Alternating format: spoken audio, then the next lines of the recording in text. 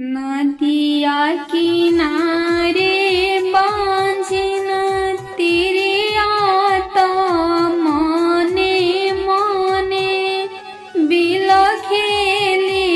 मने मने चितवेली हो जीउत वाहन बाबा नादिहनी गोद में बालकावा सरधावा नहीं पूजेला जीउतिया कैसे भूखी जीउतिया कैसे भूखी नु हो सासू हमरो मारेली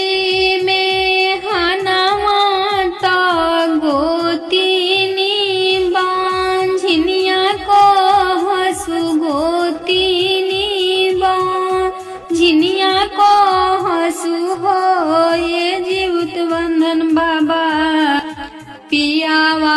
जे घरवा से निकाल ले बंझिनिया नहीं राख भी बंझिनिया नहीं राख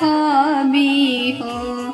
चुप रहे तिवई चुप रह नैना लोरावा पोछहूँ हो तिवई दे देबो गोदिया के बालकावा तो सारा धा पूजी जई है मानसा पूरन होई है हो चंदन चौकी बिछाई बियासन लगाई भी हो जीवित बान बाबा अंगना में कुसवा गड़वैबो तरौरो पूजन करबो रौरो पूजन करबो जीवतवान बाबा सब मिली करबो पूजन अवरु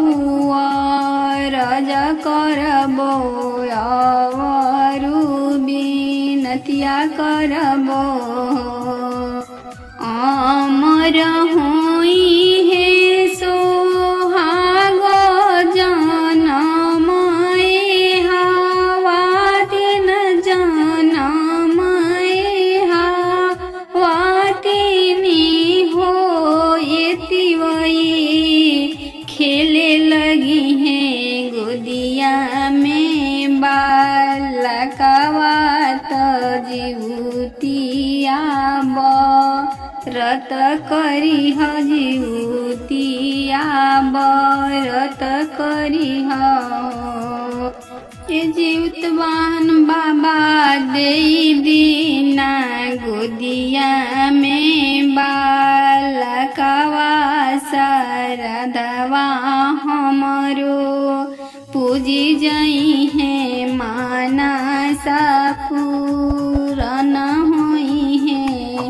मानसा पूरन